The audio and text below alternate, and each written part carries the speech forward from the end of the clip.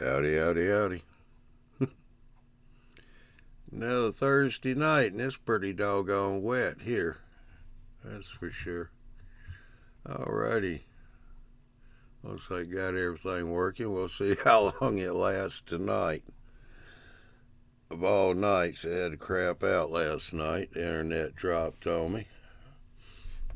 Well, let's see who all we got over here. We got Steve and Brad and John, 2618. Ralph and Robert and Chris, Dwight.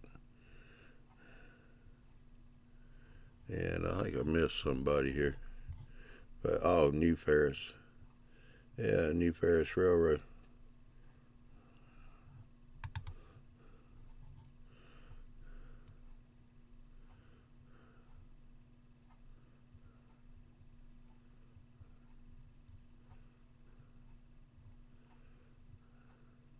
Yeah, Steve A. Yeah.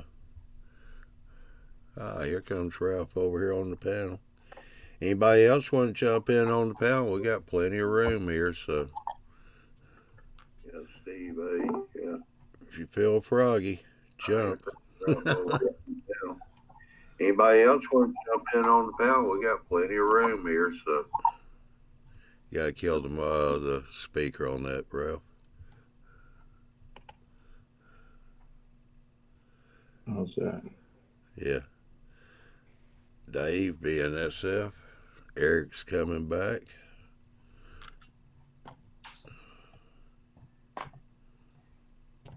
You're off. Howdy. Well, I tell you what, Steve, he's asking what's the platform. Are you the one that said you're qualified in Steam? We'll talk about that a little bit. Marty's here and Brad's here, so we got a good day. How y'all doing? Good. Pretty good. That's good.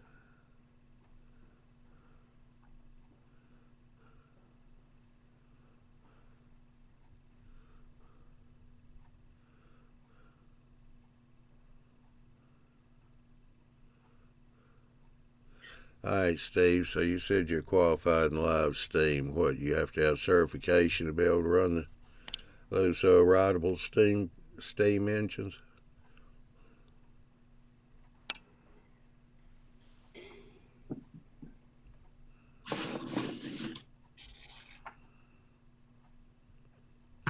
Well, I'll tell you what, Steve, if you go to YouTube, I got it posted there, or Facebook. At least Ralph's posted it over there. Yep. Should be a link at the bottom of the post, or the description part of the post that says panel. Just get on that. It's whereby.com/MRL-live, LIVE.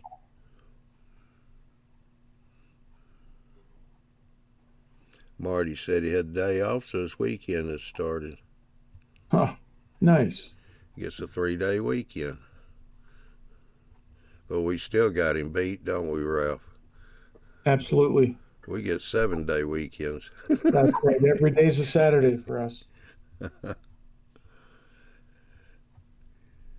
Hey, Lord, he just popped in.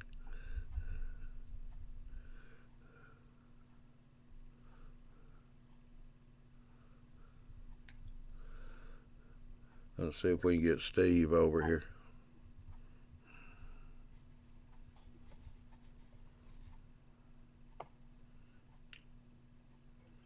Well, there's the top of Eric's head. Yeah. It's like, where's Waldo? Yeah.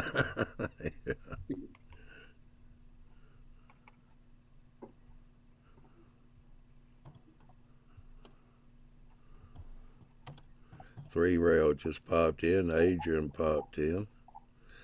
Oh, Adrian, did you get an email? I don't know if you go Trainmaster Hobby Shop or not, but they changing their hours. I don't know if he sold the building or not. He said he's got a moving sale going.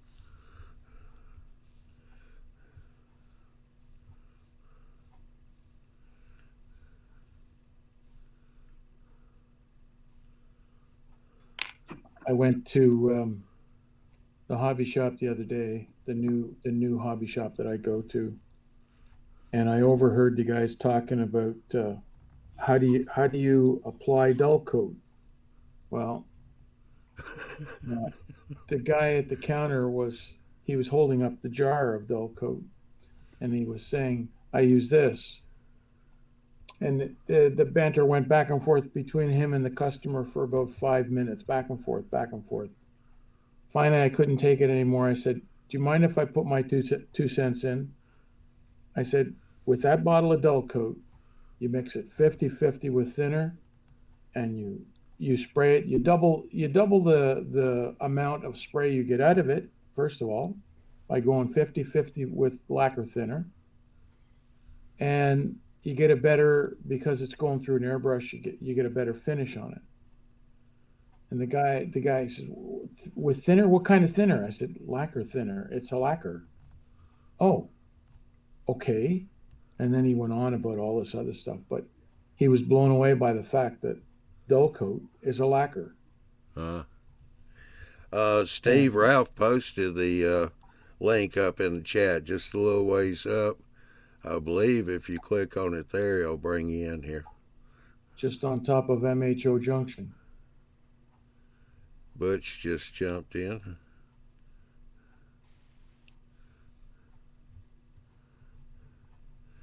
And Must, then I find out from this guy that's asking about the dull coat.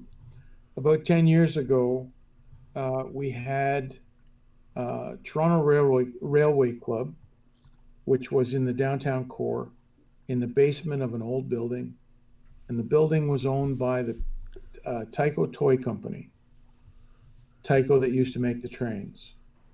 Well, Tyco was asked to move out by the owner, and then the owner asked the Railway Club, which had the whole basement, and their Railway Club was O scale, two rail, O scale. They were asked to move out as well. And this guy I was talking to, he seemed proud of the fact. He says, "I don't want to brag or anything, and maybe I shouldn't even say it, but I was the one that brokered the deal, the real estate deal on that." And I said, "I wouldn't be too proud of that, yeah.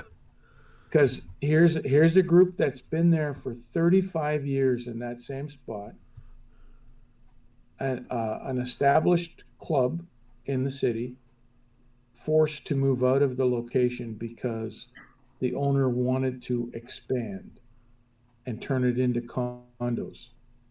Mm, yeah. There comes Tim. Yeah.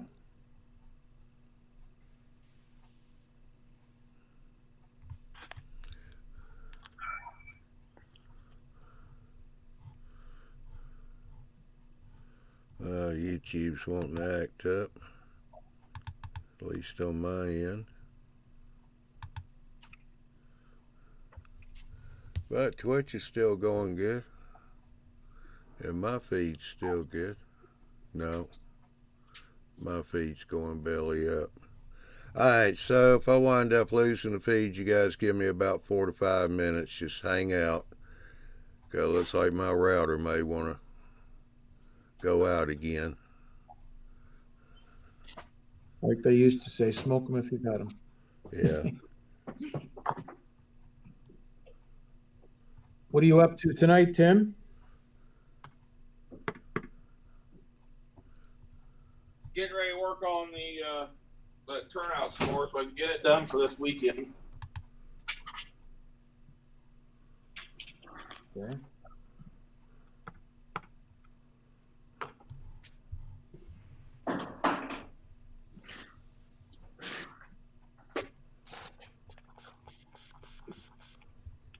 Finally braved the cold today and went out into the snow that we got last night and brought in my car window wash. I'm running out doing my weathering, so I had to go out and get another bottle. Had it out in the garage. I was just too bloody lazy to go out and get it.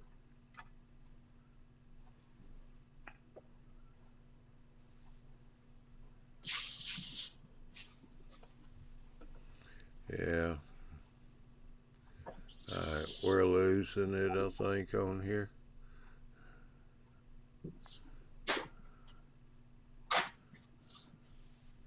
And nothing I can do about it from here.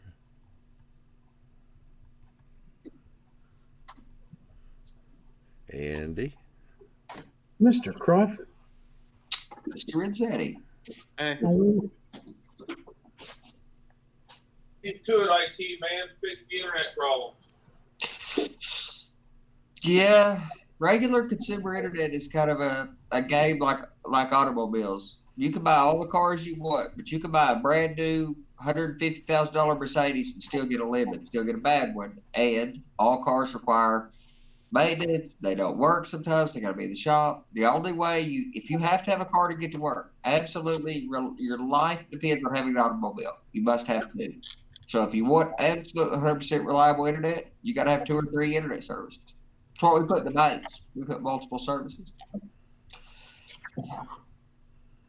But most people don't want to fool with that, and for understandable reasons, most people don't.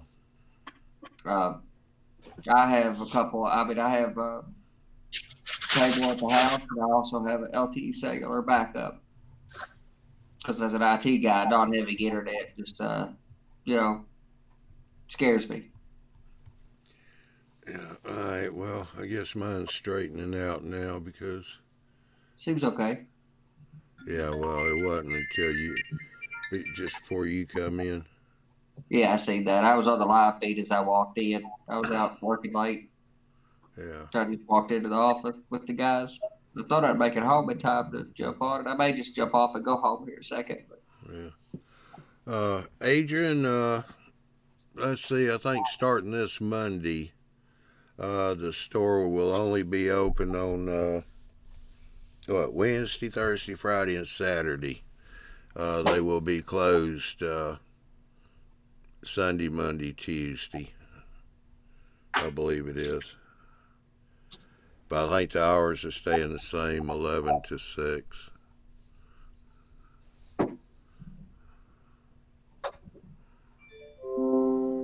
And the sale, yeah, he's got 35% off on the used stuff, and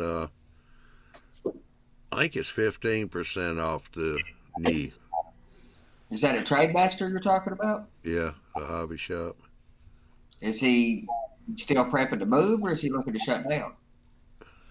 No, he said he's having a moving sale. He's changed his hours too. Okay. He's only going to be open for 4 days. Yeah, I can understand that. All right, Z400 just popped in. I think he's a new one. He's saying hello.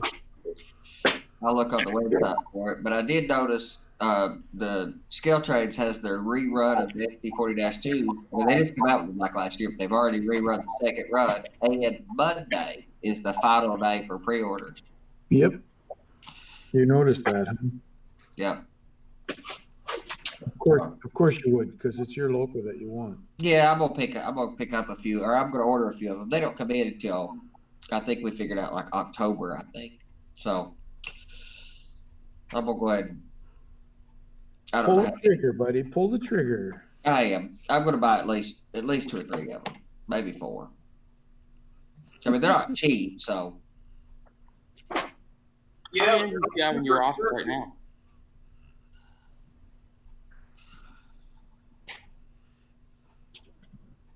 I'm looking at the announcements from Athearn today on the price of the Athearn Genesis. About had a cow. what locomotive? The SD80. Okay.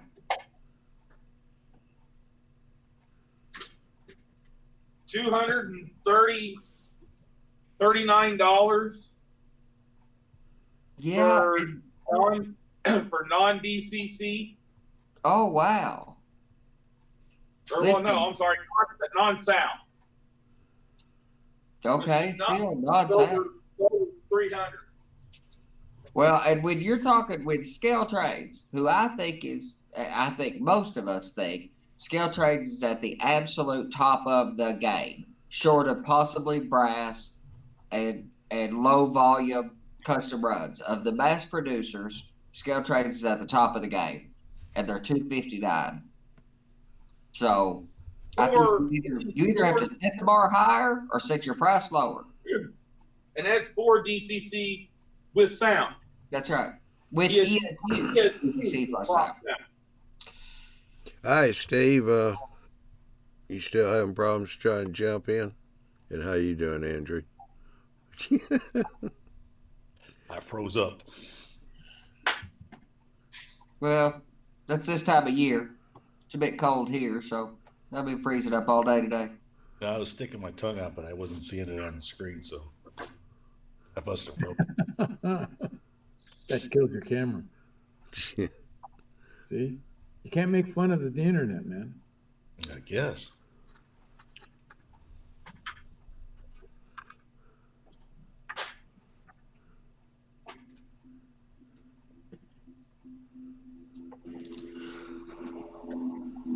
What's new and exciting from last night to tonight? Still raining here. Yeah, I ain't got that up here. And we got snow. You got snow? Yeah. We're getting some weird flurries. Well, you're weird anyway, so. They're not like a standard snowflake. They're like a stick. They're like little bitty, about that long of a stick. Freezing rain. Well, they're real light and fluffy though. They're not. It's a little bit better than freezing rain.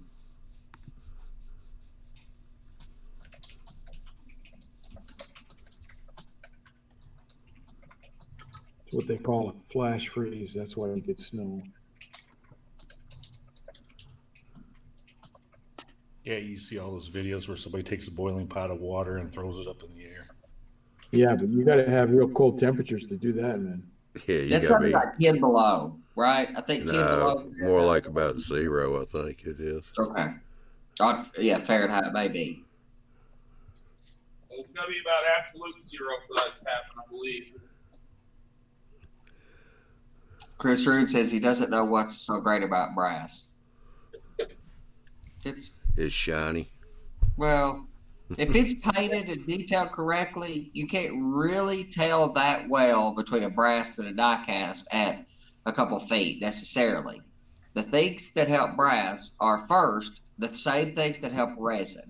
They're running low volume numbers so they can be highly detailed, pretty well constructed, and they can build this particular rendition.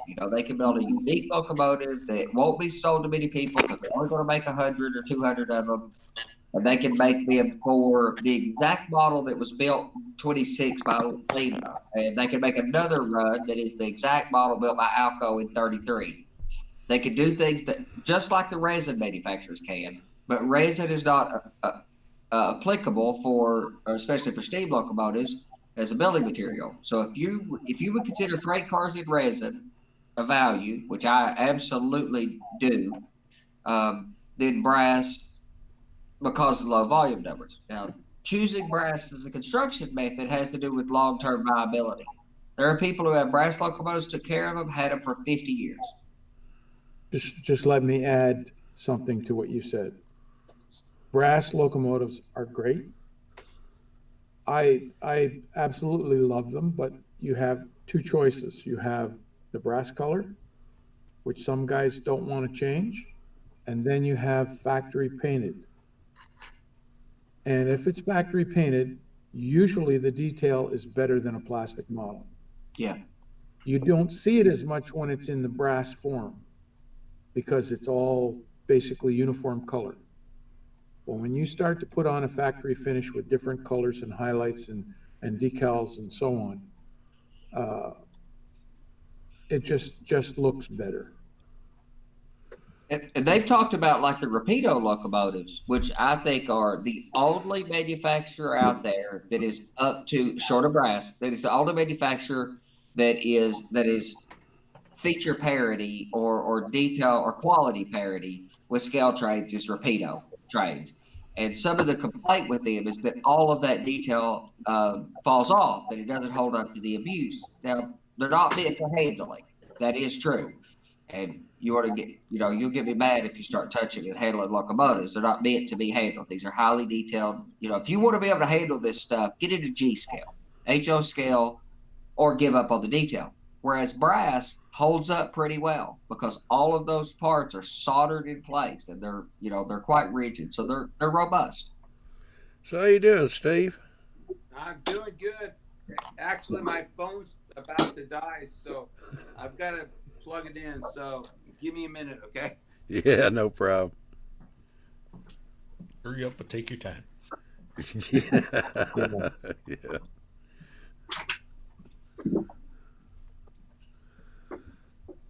Yeah, I popped in the other night on the chat room. Brian W. was in there, so need to get more of these guys coming in. We got Steve 87th. He just popped in the chat. Yeah, Brian's been in the nightly chat quite a few times now. Has he? Okay. Yep.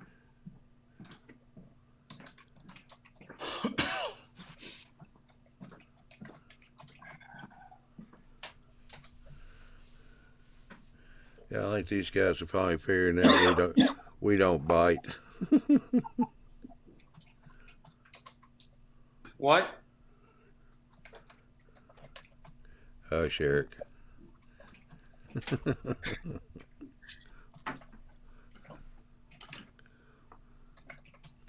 All right, so what did you guys think about the show? Oh, the shows Bill's been doing. He's a little bit behind the times. I've already been doing a lot of what they've been suggesting. Well, I think he just came up with a name for it. All it basically is. Well, yeah, kind of a name and a little more definitive definition. In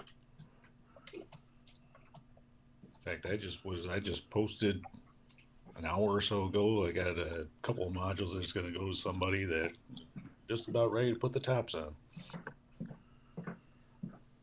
Remo modules that come apart, go together real quick. Okay, I'm back.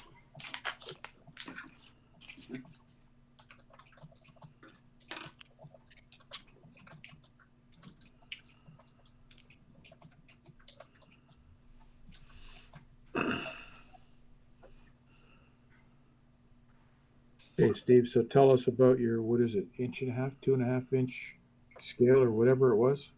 That's inch and a half scale. I've got a ride-on train, and I've been qualified on live steam for inch and a half scale. So how do you get this qualification? What do you have to do? That's a long story. So basically, you got to jump through hoops, but you have to I guess it's like taking an engineer's exam. No, I'm a retired engineer, so no, it's not. I've got it's a long story, and We got an hour. Huh? We got an hour. Yeah, but my wife's gonna be home here in about another 15 minutes, so Okay. But basically, what you're doing is you have to get rated for working with live steam and pressurized boiler, right? Yeah, well, it's a long story because I've got a good friend that he passed on 2 years ago that qualified me on his Allen 10-wheeler. It's a long story, but he qualified me on that, and I missed the guy. So I'm not really sure. So is the qualification state qualifications, club qualification, or what? No, he qualified me. I mean, it's not a certification. It's not certified. Yeah, in other words, you just kind of trained to be running steam. I'm sorry? Where exactly are you located? I'm in Grants Pass, Oregon. Ah, We have a club, the Southern Oregon Life Steamers, here locally. okay. How much trackage have y'all got in your club? Or do y'all? That's that's another long story. This is my blue. This. No, actually, I belong to Train Mountain now. I know down here in Georgia we've got a live steam club, and I think they've got around 20 acres. Trade Well, Mountain. Trade Mountain's belong- like a playground. That place. I don't know of another one that's comparable to it in size in the states that I don't know of. It's spectacularly huge. Yeah. Have you guys heard of Train Mountain? Yeah, I've watched some of their YouTube videos. That's what I was saying. It's Trade Mountain is a Never Never Land for adults or something. It's spectacularly large. I belong to that. I left the Medford Club and joined Train Mountain, and they're 2 hours from me.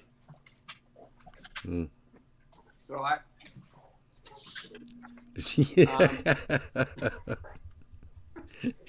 Somebody wants some attention. Are you on video, Dad? Can I help? this Can I is help? my dog, man.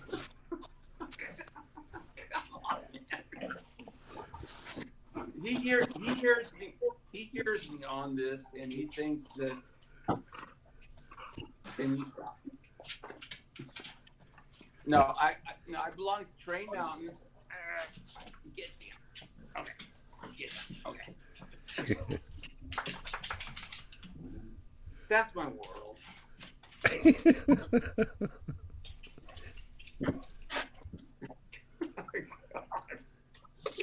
Okay.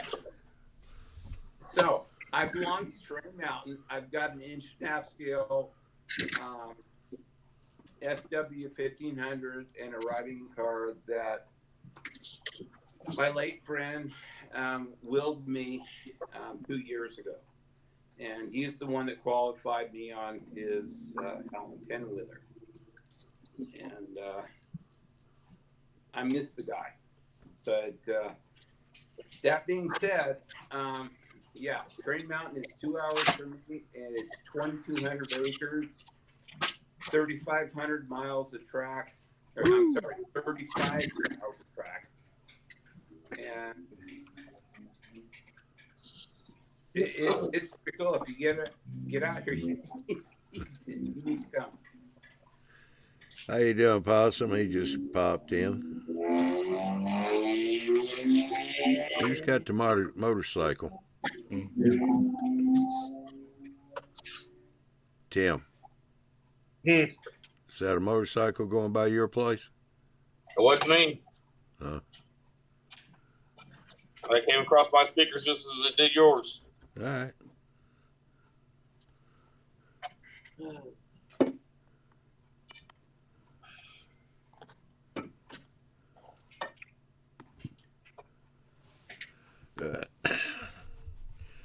Yeah, I'm going to get back down there. I think the live steamers here, their first public run day is going to be in March. I went down there last year, but I could only make it one time. Get back down there and shoot some more video of that place.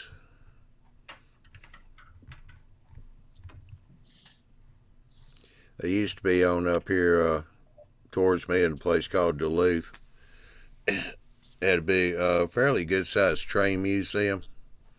You know, they restore full-size train cars and stuff, and they were out there, but that place had to move. When they did, just didn't have the space for them, so they found this place down in Conyers, which is a little further away. 'Cause like you, it takes me about an hour and 45 minutes to drive down there to them, so.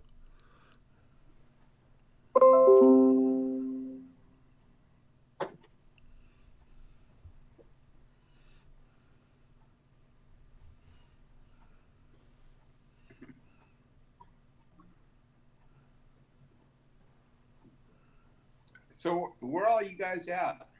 Just so I I'm in know- Georgia. Georgia. I'm in- Okay. I'm in Toronto, Canada.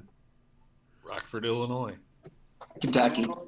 Canada, and Yeah. Illinois. Yeah, we usually have a couple from Australia jump in here too. Yeah, one more Andy. And then we have Big Bill, who's in New New York. York. Yeah. Yeah, you didn't pronounce that right. It's Nyok. Nyok. All right. In fact, Big Bill said, ask Steve about his Saturday morning show and what time it starts.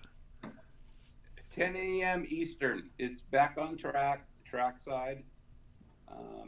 Saturday morning. It would be 7 a.m. on the Pacific Coast, and it's 10 a.m. Eastern. we need more people. We need more videos. Yeah. We're trying to get people to send in videos. Leslie Gilpin sent some, and we need people on here. Welcome to our world. Well, I don't do many live streams, and this is actually the first one other than the Back on Track. So you get what you get. Yeah. This is me.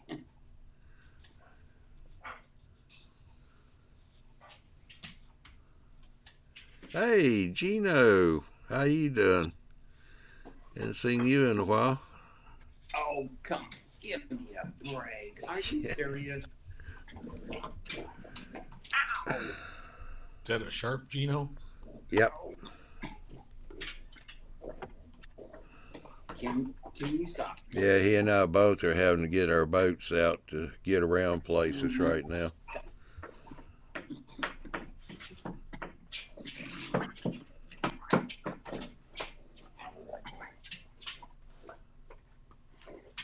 Which Andy are you talking about, New Ferris? We got two of them here. Yeah, he's talking.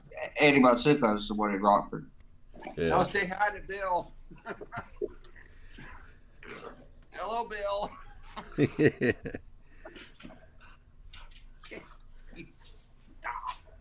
Oh my God.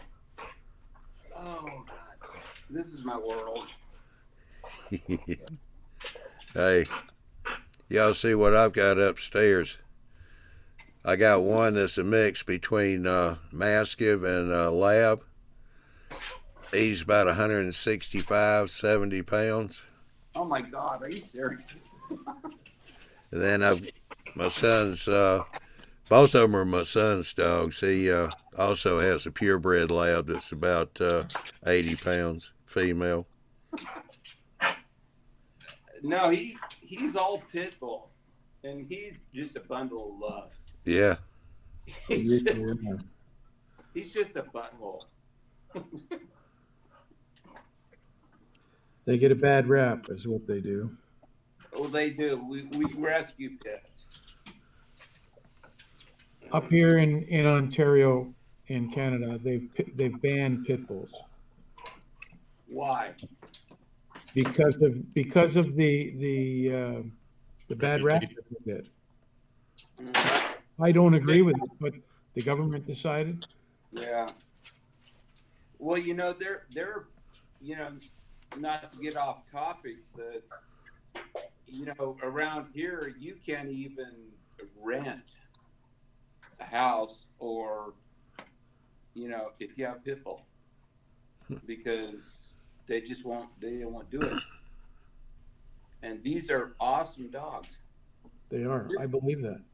This Yeah, guy, but they'll outlaw the dogs, but they'll do nothing about bad owners, which is the Exactly. problem. Exactly, and that's where the problem is. No question. it's you're going to get me on a soapbox, but it's the people on the other end of the leash. It's not the dogs, it's the people. Oh, yeah. It's the people. Well, Bill couldn't stand it no longer. Well, Hey, then we've got how we've are got a you? little, we've got a little 7-pound Chihuahua. Is that the guy from York? Knock. It's not New York, it's New York. It's New York. Hold that thought. Yeah. That's what I said. Wait a minute, before I even start. Gino, my brother from a different mother. Had to get in a shout out to him. Gino, we haven't seen Gino in a long time. God bless him. God bless him. God bless him. Well, he's been out looking for them Yetis or something. I don't know what he's been Another doing. Bigfoots or whatever. Big feet. And what was the other thing? Steve, you're doing that, what's that show called? Back on Track? Back on track, yeah. Right. I've watched a couple of episodes of it, and it's pretty good. It's pretty good. What do you have? One guy from Australia? That's One of- Shannon Tapia. Yeah. Okay. And where's the other guy from? Brian's from Gulfport, Mississippi, Okay. and I'm from Grants Pass, Oregon. And let's see, Simon is from. Oh crap! I think he is in North Pennsylvania, someplace. I'm not really sure. Just out of curiosity, Steve, do you know a guy named Bruce Kelly? I've heard the name. Okay. I can't see who's talking. Okay. That's Ralph in Canada. This is, not to be sidetracked, but this is Lacey, and she's also a rescue. Blue's a pit bull, and he rescued her. No, we adopted her, but he rescued her because she doesn't like people. This little one? This little one right here. Here. This is Lacey.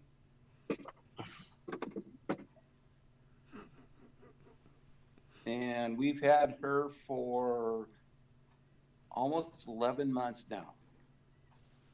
And so we adopt and rescue. That's what we do. Good. Good stuff. God bless. Good stuff. Okay. So I'm gonna put her down. Okay. Adrian's over here. He's going almost Hollywood Squares. Just need 2 more people. Who said No. that? Adrian. Oh. He's down here in Georgia. Yeah, I'm not going to ask who's playing Betty White. Well, if it means we get to live as long as her, I'll do it. Hey, you guys want to see the finished sign? Of course. How are we gonna- Well, too bad you got away. We love show and tell.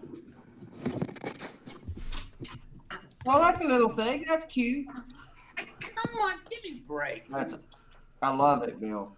Heck, that sign's damn near bigger than the building. It is bigger than the building. It's only a third as big as the room. It should be, though. Bill showed us some pictures of, or told us what to look up online to see the original sign in New York. Well, I can't say New York. My tongue is not genetically modified in the correct way to say that. Kentile Floors this sign was the original. This measures 9.5, 9 3/8 across and 13.5 inches high.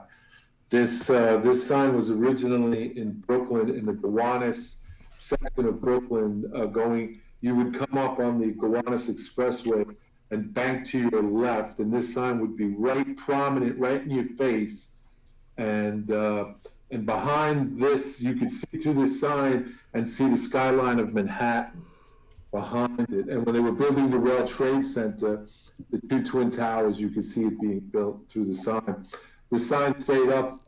This sign was lit up every night, and it would light up individually, KEND, and then it would light across, and then Floors the same way. It was pretty iconic in Brooklyn. It was the Kentile Floor Company, and they had a vast factory downstairs. My father worked for Kentile. He was a checker for them. He checked the trucks in that had the equipment. So when I was built this building, I wanted to do something and I didn't know what to do. And I happened to come across this sign because they're trying to save this sign. Well, the sign's down, but they're trying to save the letters and repair them and put them as an installation into one of the newer parks that they built along the waterfront. They want to put it along there. So when I saw that, I said, oh, that would be an interesting thing to do.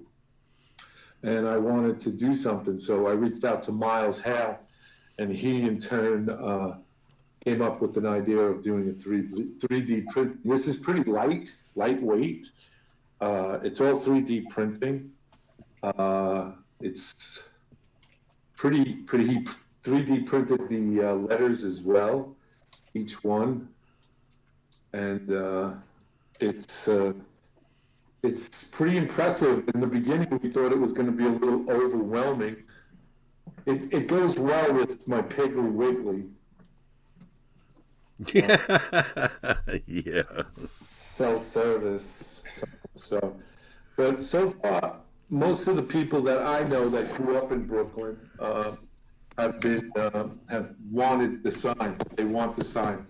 They want to have one built for them so they can put it in their desk or. So, Bill, Chris Root says he thinks you need a good structural engineer to check the roof for that sign. Oh, that roof has already been checked out by. He knows a guy. Well, it was checked out by Scapaci, and the building inspector came, and he came to the front door, and he just gave the write-off and handed me the occupancy or whatever they do there. So it's people. It's who you know. It's not what you know. So how much did it cost you? It didn't cost me a dime. Somebody else, some union official handled it. Oh, there's a Yeah. favor. There's a Didn't favor cost- in there. Didn't cost somewhere. you anything. Didn't cost you anything yet. That's it. Well, in Brooklyn here, things, one hand washes the other, and they both wash the face. The boys will look after you. And we had a strike at the Brooklyn Lollipop Company. A truck strike. It ended quickly. I called the Mr. Jenko up, and he came down, and next thing I know, my lollipop trucks were running. Deliveries were coming in of sugar and the rail cars. Right. And once again. How many drivers went missing in the meantime? No. That's not how things are done these days, my friend. That's not how things are done. We have a question in the chat here from Z400 Brute Mod Quads. He says, I have a question that one of y'all might be able to help me with. I think Andy's already started. He wants to know, how hard is it to convert a DC pancake motor or engine to work on DCC? First off, I need to know, what locomotive is it in and who's the manufacturer? It sounds like it's a Rivarossi. It's a Bachmann DD40X. It's a DD40A. Or And DD40. it's not a pancake motor. I don't know what Bachmann put in it back so long ago. I have that model. I have that model. It's not a pancake motor. Yeah, pancakes were very old motors. You don't Yeah. see them except Louisiana you're very old. Rivarossi. Yeah. First off, you have to do on DC is check what the amperage rating is, the stall amperage. So you put it on a track, apply power to it, and let the wheels start to turn. Put your hand in front of it and let the wheels slip on the rails with your meter on, your ammeter, and just gently push down on the thing until you stop the wheels from turning. At that moment, you'll find the stall amperage. And if it's more than 1.5 amps, it's no good. Because most of the decoders that you get nowadays are 1.2 amps.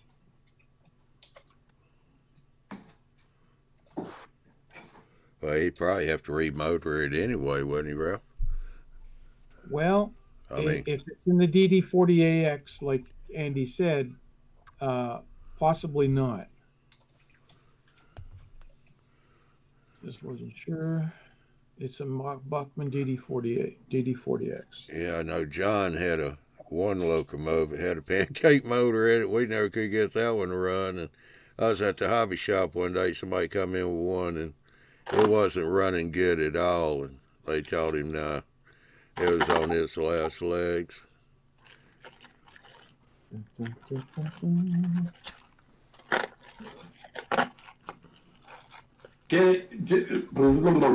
Getting back to Steve Arnold, you guys out there, and if you haven't already known, you guys should watch this. Is it this, like, this, is it this, is it like this- this? I'm Sorry. sorry. No, we'll get back to you in a minute, Steve. That's the DD40X, and that in the old style will convert to DCC, but you have to make sure that you can get a decoder that will do a little bit more than 1.2 amps. That's two SD40s basically.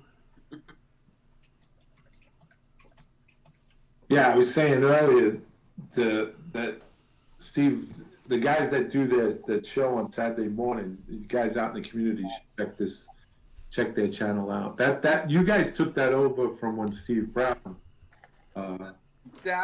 That's a long story, and he's gonna be. We didn't take it over. He quit. Oh, okay, but you continued. You continued the continuation. Just changed the. Yeah. We wanted the Saturday morning community to have a place to go. Right. And he actually is going to be posting this Saturday after our show. It's going to be Track Smack Re-Rail, I think is what he's calling it.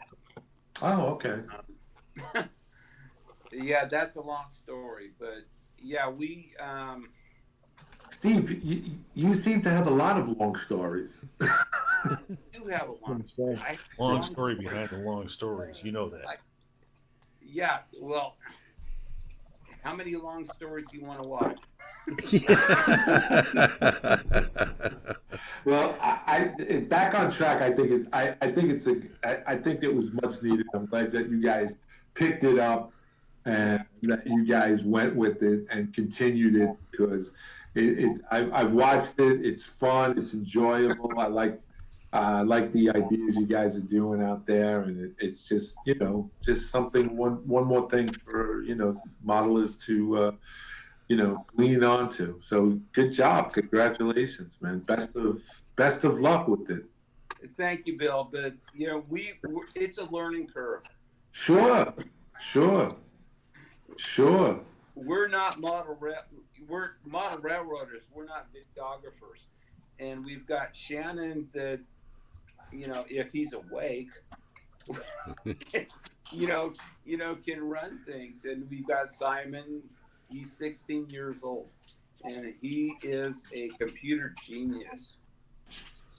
So we're trying to make it work. We're actually we found the whereby, and that's going to be a good platform. That's what we're trying to do. And yeah. We're just trying to keep the community going and keep the hobby. We're all about the hobby. Yeah. Yeah, I think. Sounds familiar. No, go ahead. I think you guys are doing a good job. I think you picked up the ball and you ran with it. So you're going to overcome and adapt, and you're going to learn as you go along. Just don't try not to make it into a job, because then it doesn't become fun. Keep the fun in it. Well, it's not going to be a job. Yeah. Definitely, yeah. But we have had Colonel Murphy, come in. Sure, hey, we had it last night. We had Joe Fugate on, and we were and Joe was right in the middle of telling, a story with Bruce Chubb, and our internet went right out, and then we got cut off, and even though we do the tech tune-ups prior to the show on the Monday night, prior to the show on Wednesday, and we work all these things out, it happens. It's the internet, you have no control over it. It just happens. So you just go with the flow, and then when you get back on, you just say, hey, we're sorry for the inconvenience, do appreciate your cooperation, and we will be moving momentarily. Thank you very much. Yeah, And that's it. we just try to pull off a good show. That's it. And you guys do a good job of it. You really do. You fill a void on Saturday morning, and you guys, 10 a.m. Eastern Standard Time, right? Yeah, 10 a.m. Eastern. Yeah, back on Yeah. track. Yeah. But I don't want to promote channels because I think there's enough of that. We're all about promoting channels. That's what we do here. We want people to watch you. We want to promote you. Don't we, Andy and John? Yep. Absolutely. And Ralph. And I Andy. appreciate that. And, if we're going to promote channels, I'm going to mention a behind the scenes guy, Sparky 107 107. Oh, he's a regular on our Okay. So yeah, we during our Wednesday night when I do my Who's Big Bill Talking To, he usually comes in, and we've been promoting his Strasbourg. Lancaster. Yeah. A lot of people don't know that Sparky is part of our channel. Was he a moderator? Well, yeah, but he's been part, of the channel from day one. Oh, okay. So, I just want everyone to know that Sparky is a big part of this. He kind of stays behind the scenes and, checks chat. But yeah, he is. And I don't take that lightly. No. Because he's huge. And, we've got Marcel, and he's had to step back a little bit, for, family reasons, and he's part of that. So, and we've got a lot of guys. We've got the 8 moderators from Tracksmack. Good for you guys. Good for you guys. Yeah, Sparky said he's behind the scenes. I send chat to Facebook so the boys see it. Okay, yes. Sparky is 100% on board, and the guy is awesome. So, if you, promote his channel, I think that would be... Sure, Sparky 107, 107. And he's also having the Strasbourg thing on May 17th, the weekend up. So we've been talking about that as well on our shows and stuff. So, it's all good. It's all good in the neighborhood. All right, Mr. Rogers.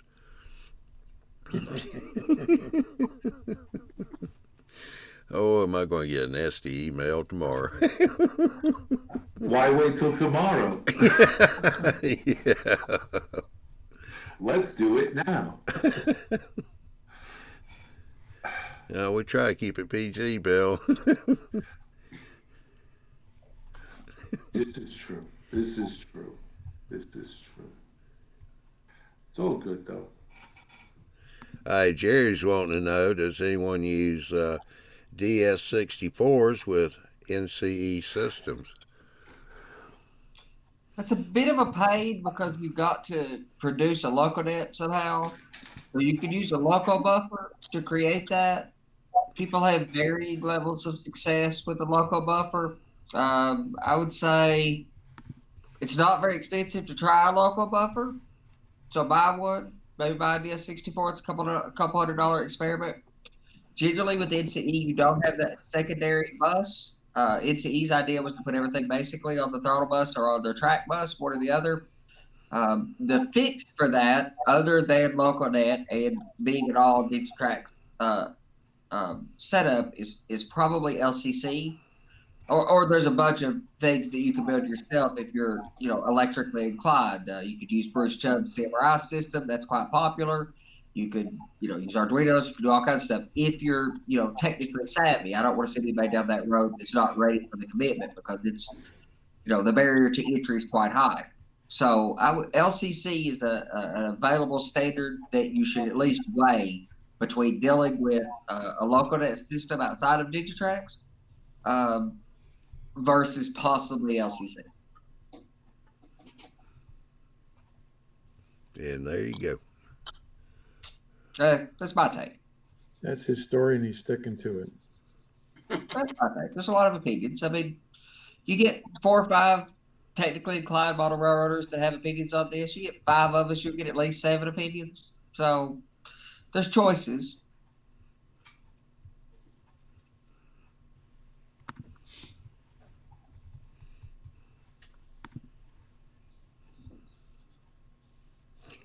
Three Yeah. rail wants what I'm working on. Huh? 3 Rail wants to know what I'm working on. I'm working on an N scale locomotive that I repainted, and now I'm weathering and making sure parts fit and so on. Yeah, Eric made the comment. You can tell he's in Arizona. He's going, that's a funny looking dog. That's my cat. Yeah. She's a 22-pound Maine Coon. Oh, Yeah. no. This cat is huge. She ruled the roost? She tries to. So who's the boss? Well, she thinks she is, and actually she probably is because she'll pop the pit bull in the nose. Yeah. I heard a joke the other day. Cat and a dog, they pass on, and they're in the kingdom in heaven. And God is out there sitting down, and he says to the dog, he says, "You've been a true and faithful servant." He says, you're a good dog. And he says, "You're a true and faithful servant. So you come into heaven." And he looks at the cat, and the cat looks at him, and the cat says, "You're sitting in my chair." Yeah. Dogs have owners, cats have subjects. Well, ow, boo. Here he is. What's that dog's name? His name is Blue. Blue. Blue. Oh, God. Can you get down?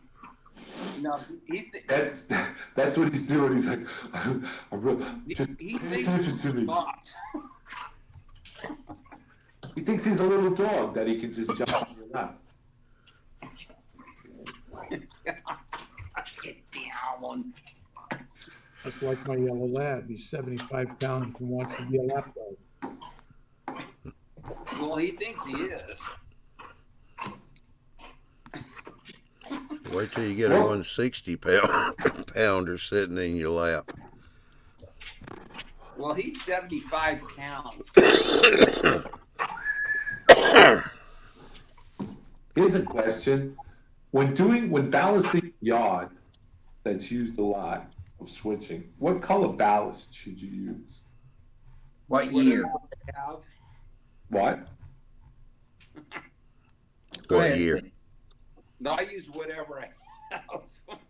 Oh, what you're talking about mid-70s? Yeah. I would use a lot of cinder as the base coat, like between the track and stuff. Use cinder. That way you get a dark under base or something. That's going to be the kind of dirty, grudgy crust. And then use a little bit of ballast down the middle of the tracks of a lighter color where they try to and do it somewhat patchy. I mean, that's appropriate for the era. And use a little dirt because ballast would be missing in places, of course, in the mid-70s. They weren't putting any money into the stuff, so a little bit of ballast, a lot of cinder, a little dirt. Not too cinder. It's some grass, a lot of static grass popping up here and there. Yeah, that I know. I gotta. Yep.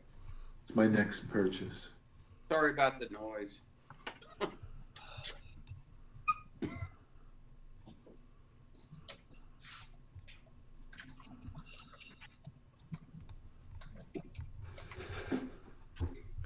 Well, we've done run an hour 6, so we're keeping Bill up. No, I So you'll work. Andy's version of what Joe Fugate was doing last night. What? What's that? So I've got a question. How often do you guys do this? Well, my show's every Thursday night. Okay. And then we have shows on Tuesday and Wednesday night. Oh, here, hang on. Let me blow that up.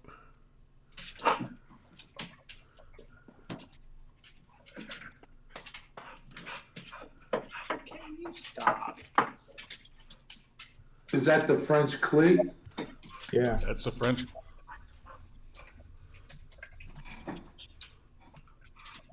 And I've had 80 pounds hung off the front end of that.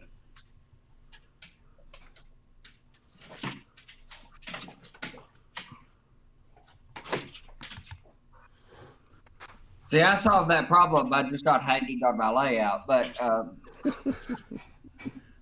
That's nice. the Fritz cleat's super smart. Yeah, but if you notice, Andrew over here, he uses the I-beam method where Joe was just cutting the C's out of plywood. Yeah. Well, like what Joe was saying, what I love so much, there's a bunch of things I love about Toba, but one little thing about Toba that I love is it is not a building methodology. Build them however the heck you want. It's a philosophy. I-beams are fine. Build out of styrofoam, aluminum. There's a gator board. There's a bunch of really cool hollow airframe design, like the Sipping and Switching Society guys build. I really love them built that way. That's probably my favorite because you can buy Luan for $5 a sheet. Also, that's what Andy. Lucky you can do that now, Andy. Yeah, Luan does super light, super cheap, and if you could use as little other material other than Luan to gain a little structural integrity, they're super light, super cheap. During the recession, Luan and Masonite were about $10 for a 4x8 sheet. Now the Luan is getting to be about $15 around me. And it's still about $1 a sheet for Masonite. Okay, last time I bought it, it was cheaper than that, but it's still relatively cheap compared It's expensive compared to what everybody uses for bench work. That's the reason I do the I-beams, is because I'm using the expensive material where it needs to be and the cheap stuff where it doesn't need to be. That makes sense. Clean fascia with the Masonite to keep it lightweight. 2 foot by 4 foot modules I got downstairs working on right now. They're going to weigh in about 24 pounds each. Build them away from the layout, bring them in, or pick one up, take it out to work on it. The whole concept of Toba is, Use the rotolocks, and I use the Freeman dowel, brass dowels. You can put together a railroad in no time. That's what those One of my frame goals possibly would be to actually set up a railroad outside. If I could do that here in the rainy Midwest, then it can be done anywhere. That's what the Freebo guys use, right? The little brass dowels, those roto locks is the Nope. Freebo guys? Nope. Oh, really? Okay. I'm probably the first one who's showing how to use them things. I've seen the British guys talk about them some of the European guys. I got a guy. I got some guys in my club that use them for their oat still. Jim in Michigan. Yeah, Jim in Michigan was using the brass pins too. Yeah, that's right. Did you tell him something? Did he have to order them from Europe? I think that's where that conversation. Yeah, he ordered his from England. Yeah. Yeah, I think that's where the conversation had started with us about those. Was finding them and finding that the European guys were using them a lot. Yeah, they're cabinet pins. Here in the United States, it's Freeman. I got to think of what the total name is. And they used to be Kent something or other. They used to be in the Detroit area. That's where I first learned about them when I was working in the display business. And I bought a bunch of them and everything else. And now I'm going back to, set them aside for a long time. Now I'm using them again. It's just like the rotolocks. It puts together a module in no time. You're like $5 for the male and female, depending on where you find them. I plan on showing everything from what, that's from 15 years of experience of building displays. Huh. So, New Ferris says he's using MDF, quarter inch MDF, and a lot of us, I've used quarter inch MDF for a lot of stuff, for fascia, for backdrops, always. I wouldn't use MDF as a structural component. The guys last night were talking about partly the way that it expands and contracts is somewhat of a problem with MDF, but it's not a very good structural component. The reason we use it for backdrops and fascias is because it's super flexible and bendable. But when you try to use that as a structural component, those become significant problems. quarter-inch MDF is not really that flexible, like most. Right. And when you put it together as slide, it's not so bad. Yeah, the quarter-inch MDF Traction problem. sandwiched between the styrofoam, or the styrofoam sandwiched between the MDF. Yeah, that's not bad. Yeah, If you can hold it yearly. Yeah, if you build those I-beams like what you're doing, where you don't need the structural rigidity, all you need is for it to keep it in from canting or racking, so that if you racking, it'll do the job. It just doesn't have the structural stability. Like I wouldn't want to build risers with it, or girders across a box frame or something with an MDF per se. But that's your mileage may vary with any of these things. One of the things that I like that Joe did mention last night about Toma is build a model, whatever thoughts you've got on it. And worst case scenario, if your idea is a total flop, you're out $20 or $30 in materials, and you can experiment with unique things. If you don't want to experiment, look at what other guys have done and follow it. I realize mine may not work. My layout's an entire experiment because I did stuff I hadn't seen anybody else do. But some of it worked. Some of it absolutely did not. All right. Well, we about reached our time, and Jerry has asked who are the guests tonight. Well, all three of them are on the bottom row. We got Andrew, we got Steve Arnold, and we got Mr. Bill Graham. How come whenever you say Mr. Bill Graham, you always laugh afterwards? I don't know. I'm just happy to be on here. And for those that don't know, Jerry too, Steve is the one of the members of what y'all changing the name is, right? It's back on track. The Back track on side, back on track. Yeah. back on track. Yeah, you go to YouTube, back on track, trackside, and you'll find us. Okay. We're learning. Hey, don't we all? Alrighty. Well, with that said, and yeah, Dan just jumped in and said he must have just got home from work. All right. Let everybody know next week is kind of a busy week. February the 11th, it's going to be the Bill Show. February the 12th, it's going to be Ralph. He's starting a weathering series. He's got 2 locomotives. He's been asked by several people, so he decided to do a show weathering the 2 locomotives. So we're going to have a series on that. Then we got the Thursday night back again. And then February 19th is when Big Bill, yeah, I'm not laughing, will finish up his series on the changes he made to his layout, the peninsula. And then he will be back on the 26th for Who's Big Bill Talking To with William A. Mm-hmm. So y'all have a good weekend. Okay.